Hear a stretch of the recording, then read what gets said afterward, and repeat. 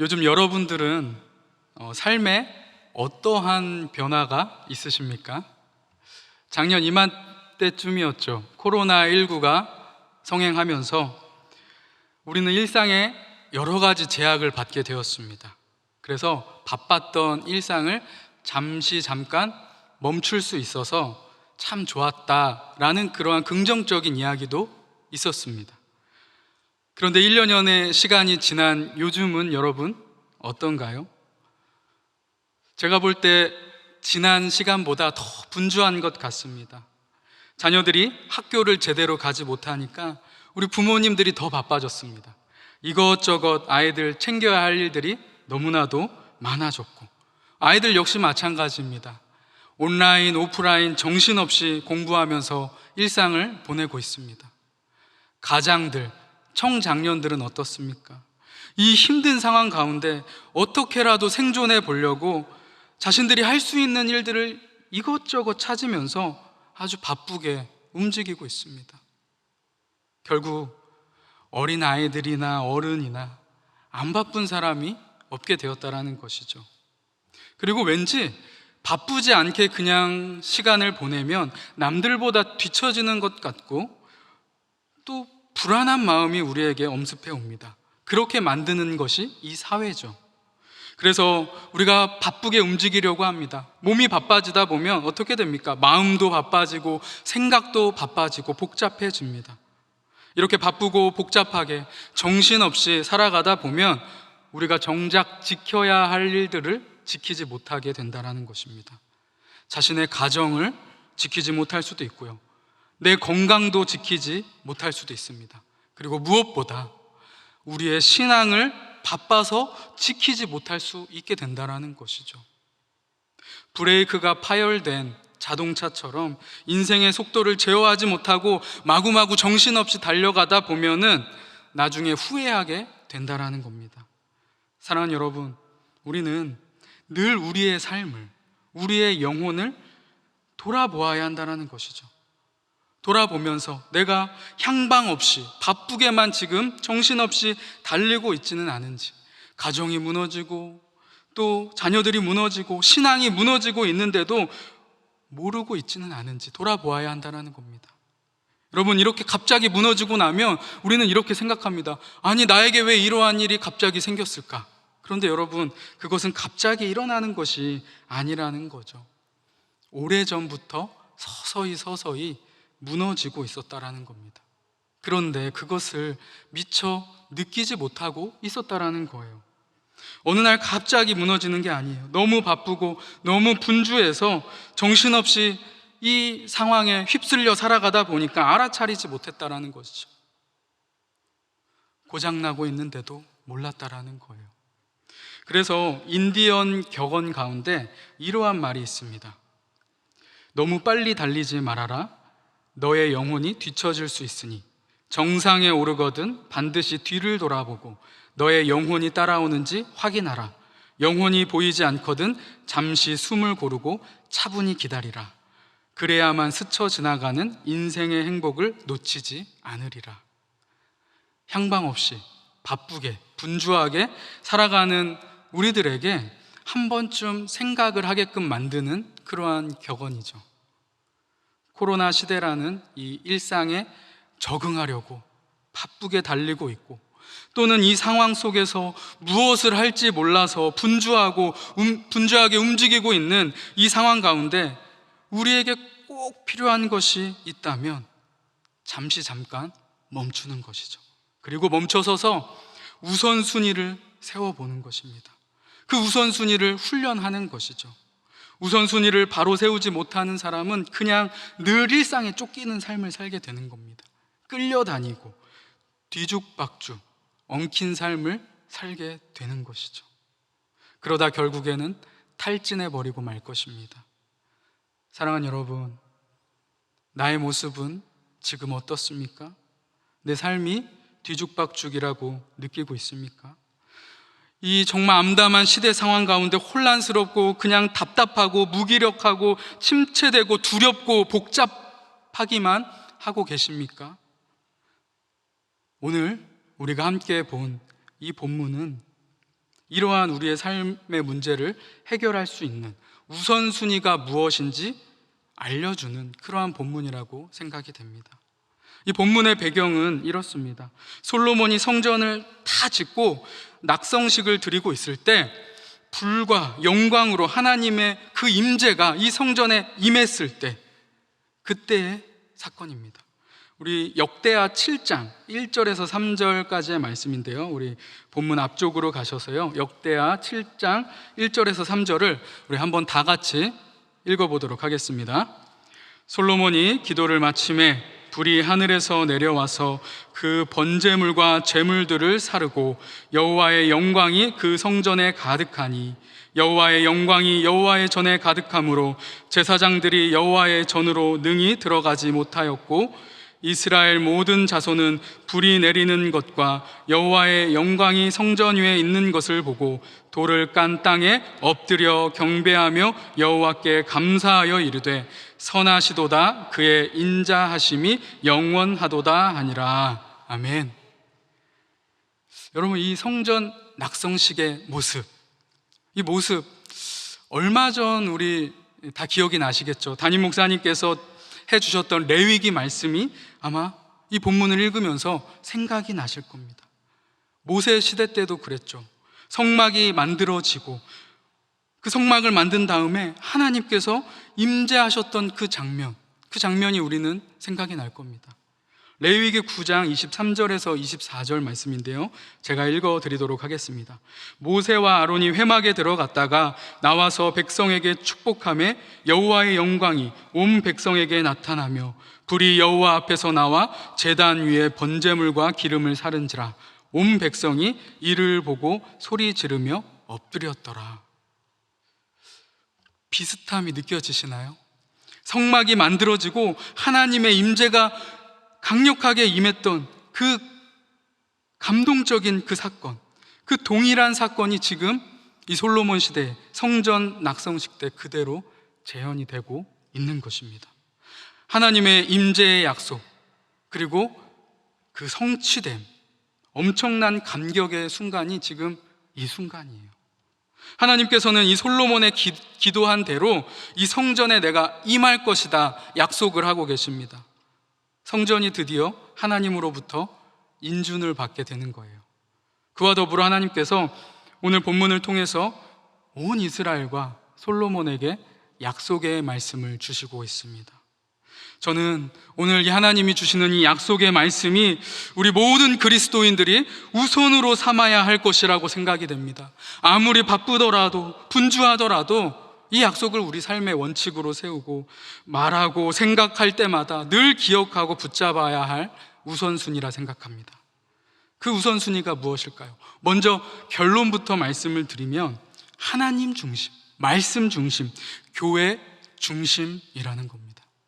하나님이, 말씀이, 우리 교회가 우리 삶의 우선순위가 되어야 한다는 겁니다. 성도들은 무슨 일을 만나든지 하나님, 또 성경, 교회 이 중심으로 이것이 우선이 되어서 생각하고 판단하고 행동하여야 된다는 것이죠. 우리 삶이 위급하고 어려울 때일수록 더 그러하여야 합니다. 우리 14절 본문을 읽었는데요, 그 앞에 13절 말씀을 보면 혹 내가 하늘을 닫고 비를 내리지 아니하거나 혹 메뚜기들에게 토산을 먹게 하거나 혹 전염병이 내 백성 가운데에 유행하게 할 때, 여러분 너무나도 힘들고 어려운 그때 더 이러한 것들을 붙잡으라는 거예요. 평안한 상황을 말하는 게 아니에요. 힘들고 어려울 때일수록 이 약속의 말씀을 하나님께서는 더 잘 지키라고 명하시는 겁니다. 사람들은 되게 위급한 일 만나면, 급한 일 만나면 당황합니다. 그래서 바르게 생각하고 행동하는 것, 판단하는 능력이 좀 흐려진다는 것이죠. 이론적으로는 우리가 다 압니다. 하나님 중심, 말씀 중심, 교회 중심, 이것이 우선이 되어야지, 이렇게 머릿속으로는 알지만 막상 어떠한 일, 어떠한 문제가 닥치게 되면 우리가 뭘 우선으로 생각해야 할지 모를 때가 많이 있죠. 그래서 우리는 늘 묵상해야 하는 것입니다. 사랑하는 여러분, 위급한 일 만날 때 더 하나님을 찾고 말씀을 찾고 교회로 나와서 기도할 수 있기를 간절히 소망합니다. 그러할 때 여러분 우리가 시행착오를 줄일 수가 있어요. 시간 낭비를 하지 않고 오직 하나님이 기뻐하시는 삶만을 살아갈 수 있게 된다는 겁니다. 그렇다면 여러분, 이제 우리가 하나하나 좀 자세히 살펴보았으면 좋겠습니다. 우선으로 세워야 할 것들, 먼저 말씀이에요. 말씀. 우리 삶에 말씀이, 성경이 우선이 되어야 합니다. 말씀 중심으로 생각하고 판단하고 행동해야 한다는 겁니다. 예수님이 사람이 떡으로만 살 것이 아니요 하나님의 입으로 나오는 모든 말씀으로 살 것이니라, 이렇게 말씀했습니다. 하나님께서 우리를 창조하실 때 그냥 흙으로 단지 뼈와 살을 이렇게 만드신 것이 아니죠. 육체와 함께 우리를 영적인 존재로 만드셨어요. 그래서 우리는 육신을 위해서 음식물을 먹는 것 당연합니다. 이것이 당연하다면 우리의 영혼도 먹여야 한다는 것이죠. 영혼의 양식, 이 말씀이 우리에게는 꼭 필요하고 그것이 우선이 되어야 한다는 겁니다. 그리고 주의 말씀은 내 발의 등이요 내 길의 빛이다 말씀을 하였습니다. 이 칠흑 같은 어두운 밤길 여러분 걸어보신 적 있습니까? 너무나도 힘들고 어렵죠. 여러분, 그런데 빛이 있으면 어떻게 됩니까? 위험으로부터 우리가 벗어날 수 있게 되는 겁니다. 그래서 우리가 말씀이 중심이 되어서 살아가며 이러한 우리 앞길에 어두움 가운데 있는 도랑 같은 그러한 장애물을 우리가 잘 피해 갈 수가 있다는 것입니다. 무엇보다 그래서 말씀이 우리 삶에 우선이 되어야 하는 거예요. 성령이 충만한 것도 말씀이 충만해야지만 이루어질 수 있고요, 하나님과 동행하는 삶도 말씀과 늘 동행할 때 이루어질 수 있는 것입니다. 그래서 우리 기독교는 말씀의 종교죠. 말씀이 없으면 우리 기독교가 있을 수가 없습니다. 성경이 없는 기독교 상상해 볼 수가 없습니다. 오늘 우리가 함께 본 본문 17절, 18절 하나님께서는 솔로몬에게 이렇게 말씀하고 있습니다. 우리 17절과 18절 말씀을 한번 다 같이 읽도록 하겠습니다. 내가 만일 내 앞에서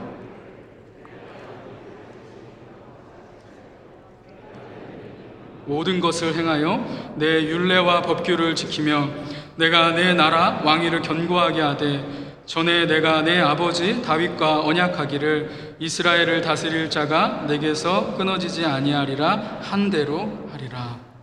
아멘. 말씀을 우선으로 삼고 그 말씀에 순종하면서 살아갈 때 하나님께서 어떻게 해요? 축복해 주시겠다라고 말씀합니다. 그러나 그 반대의 삶은 어떠할까요? 말씀이 우선이 되지 않는 삶, 말씀을 지키지 않는 삶은 어떻습니까? 19절, 20절 말씀에 나오는데요, 그러나 너희가 만일 돌아서서 내가 너희 앞에 둔 내 율례와 명령을 버리고 가서 다른 신들을 섬겨 그들을 경배하면 내가 너희에게 준 땅에서 그 뿌리를 뽑아내고 내 이름을 위하여 거룩하게 한 이 성전을 내 앞에서 버려 모든 민족 중에 속담거리와 이야기거리가 되게 하리니. 여러분, 우리가 역대기의 말씀을 보았는데요, 사실 역대기의 큰 주제는 이것을 반복적으로 말하고 있는 것입니다. 역대기는 성전 건축을 중심으로 모든 이야기가 전개가 되고 있습니다. 하지만 그 성전 건축, 그 건축물 자체가 중심이 되는 말씀이 아니라 솔로몬의 이 성전 봉헌 기도, 그리고 이에 대한 하나님의 응답이 이 역대기의 중요 주제가 되는 것입니다. 불순종 이후에는 항상 하나님의 심판이 뒤따르고 순종한 이후에는 하나님이 주시는 축복, 형통함, 평안함이 있을 것이다 라는 이 큰 주제가 역대기를 계속하여 반복하여서 말하고 있습니다. 여러분, 우리는 그렇기 때문에 이 말씀에 집중하면서 겸손하게 말씀 앞에 순종해야 하는 것입니다. 우리의 삶의 우선은 말씀이 되어야 하는 것이죠. 말씀만을 우리가 우선으로 이 시기에, 이 어려운 시기에 더 붙잡을 수 있기를 원합니다. 말씀 의지하고 순종하는 인생, 말씀을 따라가는 인생, 말씀을 나의 나침반으로, 나의 삶의 등불로, 능력으로 삼는 그러한 축복된 인생을 사는 우리 모두가 되기를 간절히 소망합니다. 그리고 여러분, 또 우리가 우선으로 세워야 할 것, 바로 교회입니다. 우리는 교회 중심의 삶을 살아야 하는 것이죠. 기독교 신앙은 결코 혼자서 할 수 있는 것이 아닙니다. 혼자서 할 수 있다라면 하나님께서 우리에게 교회를 주시지 않았을 것입니다. 세상의 우상 종교들은 여러 가지 행동들을 합니다. 공동체가 필요 없다라고도 말합니다. 돌을 닦기 위해서 산으로 가기도 하고, 산에 움막을 치기도 하고, 혼자 살기도 하고, 굴에 살기도 합니다. 큰 나무 밑에, 영험한 바위 밑에 이렇게 산당을 짓고 홀로 살아갑니다. 하지만 기독교 신앙은 그래서는 안 된다라는 것이죠. 은둔 생활하면서 신앙이 깊어진다라는 것은 있을 수가 없습니다. 그래서 저는 항상 새가족분들이 우리 교회에 오며 교회에서 꼭 신앙생활하는 것이 너무나도 중요한 것이라고 권면을 드립니다. 활활 타는 장작불 가운데 장작 하나만, 두 개만 빼도 그 불은 쉽게 꺼지고 맙니다. 함께 있을 때 활활 불타오를 수 있게 된다는 것입니다. 사랑하는 여러분, 함께 할 때 신앙이 깊어진다는 거예요. 함께 모여서 찬양할 때 어떻습니까? 혼자서 찬양할 때보다 더 뜨겁습니다. 함께 기도할 때 기도의 불은 활활 타오르게 되는 것이죠. 함께 모일 때 용광로처럼 은혜가 풍성해지는 것입니다. 마가의 다락방에서 함께 모여서 기도할 때 그때 성령의 임재가 있었다라는 걸 우리는 말씀을 통해 다 알고 있습니다. 교회는 사람의 생각이 아니에요. 하나님의 아이디어입니다. 그렇기 때문에 많은 사람들이 위협을 무릅쓰고 죽음 속에서도 모이려고 애를 썼다라는 것이죠. 함께 모이다가 순교의 길도 걷게 되었습니다. 지금도 우리 북한에서 죽음을 무릅쓰고 치아 교회에서 모이는 이유가 왜일까요? 오늘 성경 16절에 하나님은 이렇게 말합니다. 이는 내가 이미 이 성전을 택하고 거룩하게 하여 내 이름을 여기에 영원히 있게 하였음이라. 내 눈과 내 마음이 항상 여기에 있으리라 라고 말합니다. 또 14절 15절에서 하나님의 전, 바로 이 교회에서 또 기도하라고 말씀합니다. 내 이름으로 일컫는 내 백성이 그 악한 길에서 떠나 스스로 겸비하고 기도하여 내 얼굴을 구하며 내가 하늘에서 듣고 그 죄를 사하고 그 땅을 고칠지라. 이곳에서 하는 기도에 내가 눈을 들고 귀를 기울이리니. 본문에서 계속 반복되는 표현이 있죠. 눈과 귀와 이러한 마음, 이러한 단어들, 하나님의 그 강력한 임재를 상징하는 것 같습니다. 성전을 찾는 모든 주의 백성들의 그 형편들을 우리 하나님께서 일일이 헤아리시겠다라는 거예요. 여러분들을 다 하나님께서 마음에 두시겠다라고 말하는 겁니다. 하나님의 관심, 경청을 보장받는 거예요. 너무나도 이 하나님의 약속은 이스라엘 백성들에게 기쁨이 되었을 것 같습니다. 우리도 마찬가지죠. 이 교회는 너무나도 우리에게 소중한 곳이에요. 사실 교회는 하나님을 위한 것보다는 우리를 위한 것이 아닐까 이렇게 생각합니다. 하나님이 우리에게 주신 선물이라고 생각합니다. 한 사람이 예수를 믿으면 그때부터 세상을 떠날 때까지 교회와 뗄래야 뗄 수 없는 관계가 맺어지는 것 아닙니까? 물고기가 물을 떠나서 살 수 없듯이 성도들은 교회를 떠나서는 살아갈 수가 없는 존재인 줄 믿습니다. 코로나19로 인해서 교회와 점점 멀어져 가는 분들이 많이 생기는 것 같아 너무나도 마음이 아픕니다. 여러분, 비대면으로 예배가 진행될 수 있습니다. 하지만 자리에 함께 못한다고 해서 우리의 마음까지 멀어지지는 않았으면 좋겠습니다. 우리의 마음을 계속해서 교회에 둘 수 있었으면 좋겠어요.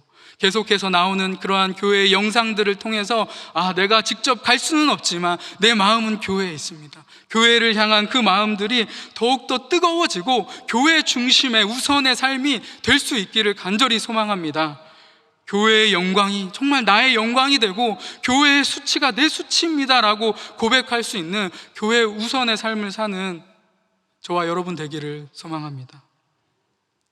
마지막으로 여러분, 우리는 하나님 우선으로, 하나님 중심으로 살아가야 한다는 거예요. 사실 앞에 제가 드린 이 모든 말씀들, 이 하나님 우선이라는 삶의 부연 설명이라고 할 수가 있습니다. 여러분, 우리는 하나님이 주인이 되는, 하나님 우선이 되는 그러한 삶을 살아야 돼요. 너무나도 당연한 말씀인 것 같죠. 그런데 이것만큼 무시되는 말씀이 없습니다. 말로는 내가 믿는다 하나님뿐입니다 라고 말하지만, 주의 영광만을 위해 살겠다라고 말하지만, 결정적인 순간에 와서는 엉터리같이 살아갈 때가 많이 있습니다. 여러분, 이 세상이 우리를 그렇게 만들어요. 이 세상의 사상들, 철학들 다 그렇습니다. 자기 중심적으로 살아가게 해요. 내가 우선이 되어야지, 이렇게 말하고 있습니다. 더 나은 삶을 위해서, 유익을 위해서 평안만을 붙잡아라 이렇게 강조하고 있습니다. 오늘 주일 주신 말씀과 같이 우리는 오직 세상의 음성에 귀를 기울이는 것이 아니라 주님의 음성에만 귀를 기울이는 삶을 살아야 되는 것입니다. 철저히 내가 우선이 되는 것이 아니라, 내 중심이 아니라 하나님이 중심이 되어서 하나님이 우선이 되는 삶을 살기를 결단해야 하는 것입니다. 존재의 의미와 목적을, 인생의 소망을 주님께 두시기를 소망합니다. 내가 그리스도와 함께 십자가에 못 박혔나니 그런즉 이제는 내가 산 것이 아니요 오직 내 안에 그리스도께서 사신 것이라. 내가 먹든지 마시든지 무엇을 하든지 다 하나님의 영광만을 위해서 살겠다. 여러분, 우리가 이러한 고백을 해야 하는 것입니다. 우리는요, 인생의 목적이 이미 다른 사람들이 되었어요. 하나님을 알지 못하고 만나지 못하고 그런 사람들은 어쩔 수 없지만, 우리는 주님을 만났기 때문에 이제는 더 이상 방황하지 않아도 된다는 것입니다. 성도가 하나님을 잃으면 중심을 잃어버리는 겁니다. 인생을 다 허비할 수밖에 없죠. 존재의 의미를 상실해버리기 때문입니다. 혼란에 빠질 수밖에 없는 거예요. 하나님 외에 다른 것이 우선이 될 때 하나님은 오늘 뭐라고 분명히 약속합니까? 그들을 기업에서 끊어버리겠다라고 합니다. 성전도 다 버려질 것이라고 말씀합니다. 하나님이 아닌 다른 것이 우선이 될 때 비웃음거리가 될 것이라고 이야기합니다. 여러분, 고대 사회에서 속담거리가 되고 이야기거리가 된다는 것은 우리가 상상하는 것 이상의 수치를 말하는 것입니다. 이 혼란스럽고 분주한 이 시대에 우리는 그렇다면 다시 한번 우리의 삶을 점검해 보아야 한다는 것입니다.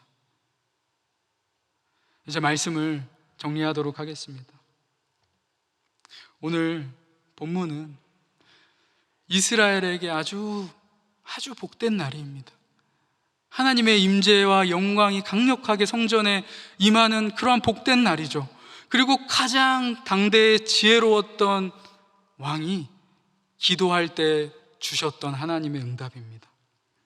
그런데 이 응답을 우리가 자세히 살펴보면 무조건 좋은 응답이라고만은 볼 수가 없습니다. 무조건 밝은 미래만을 약속하고 있지는 않습니다. 솔로몬과 온 이스라엘 백성이 무엇을 우선으로 세우고 살아가느냐, 그것에 따라서 달라지기 때문입니다. 우리도 마찬가지죠. 여러분, 우리의 최우선이 지금 무엇이 되어져 있습니까? 무엇이 우리 삶의 중심을 차지하고 있습니까?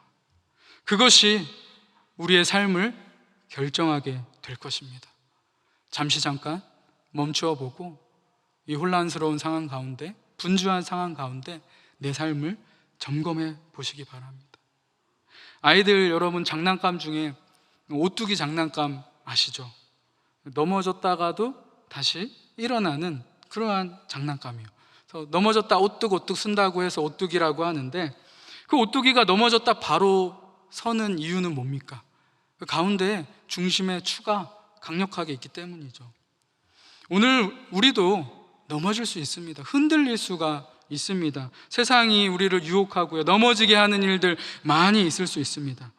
지금 이 시대에 그런데 우리에게 필요한 것은 바로 중심이에요. 무엇이 내 삶의 우선이 되어야 하는지를 바로 깨닫고 나아간다면 어떠한 상황 가운데서도 우리 흔들렸다가 다시 중심을 잡고 자리를 잡을 수 있을 것이라 믿습니다. 이 오뚜기 신앙이 우리에게 필요하다라고 생각이 됩니다. 사랑하는 여러분, 많은 것들 변하고 있습니다. 하지만 그 변화 가운데 이 말씀을 우리가 기억한다면 하나님 중심으로, 말씀 중심으로, 또 교회 중심으로 그것이 우선을 순위가 되어서 우리가 살아간다면 날마다 하나님께서 우리에게 복을 주시고 우리는 승리하는 삶을 살게 될 것이라고 믿습니다. 이와 같은 축복이 우리 모두 가운데 있기를 예수님의 이름으로 축원을 드립니다.